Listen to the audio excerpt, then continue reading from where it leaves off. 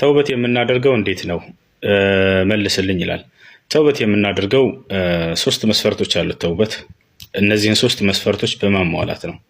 አንደኛ الندم على ما مضى እስከ ዛሬ ስትሰራው በነበረው ኃጢአትህ መጸጸት። ሁለተኛ الإقلاع ያንን ወንጀል እየሰራህ ከሆነ አሁን ላይ መቆጠብ خلاص ማቆም። ሶስተኛ العزم على عدم العودة ወደዚያ ኃጢአት ዳግም ላለመመለስ መወሰን። እነዚህ ሶስቱ መስፈርቶች የተውበት መስፈርቶች ናቸው። አንድ ሰው ከኃጢአቱ ወደ አላህ በሚመለስ ጊዜ አላህን ይቅርታ በሚጠይቅ ጊዜ እነዚህ ሶስቶችን መስፈርቶች ሊያሟላ ይገባል። ግልጽ ነው አይደለ? ይህ የግል ኃጢአት ከሆነ ነው።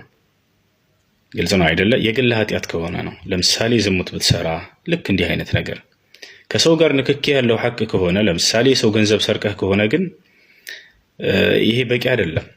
እነዚህ ሶስቱ እንዳሉ ሆነው ሌላ አራተኛ አንድ መስፈርት ይጨመራል። እርሱም ምንድነው?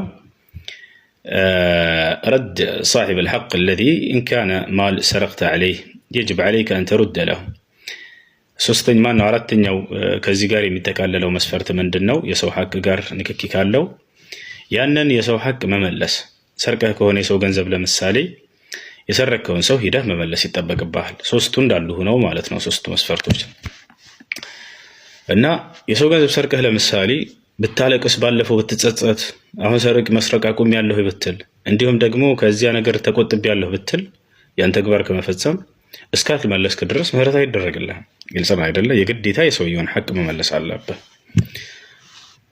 እነዚህ ናቸው የተውበት መስፈርቶች። ተውበት ግዴታ ነው ማንኛውም ሰው ላይ፣ ምክንያቱም የሰው ልጅ ተሳሳች ነው። ነቢያችን ሰለላሁ ዐለይሂ ወሰለም ሐዲስ ላይ ብለዋል፣ ኩሉ በኒ አደም ኸጣእ ወኸይሩል ኸጣኢነ ተዋቡን አሉ። አጠቃላይ የአደም ልጆች ተሳሳች ናቸው፣ ኃጢአት ላይ ይወድቃሉ አሉ።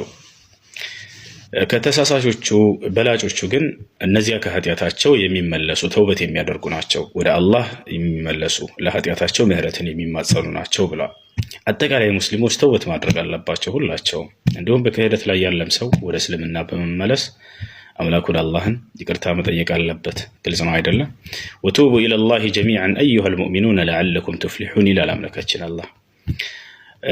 አጠቃላይ ሙእሚኖች ሁላችሁም ወደ አላህ ተመለሱ፣ ተውበት አድርጉ ይለናል ከኃጢአታችን ማለት ነው፣ ነጃ ተወጡ ዘንድ እያለ ይነግረናል። እና ይህ ነው፣ እነዚህ የተውበት መስፈርቶች ናቸው ሶስቱ። አራተኛው ደግሞ የሚጨመረው የሰው ሐቅ ከሆነ ያንን የሰው ሐቅ በመመለስ፣ በድለው ከሆነ ሂደህ አውፍ በለኝ በማለት፣ አምተኸው ከሆነ አውፍ በለኝ በማለት፣ በእነዚህ መስፈርቶች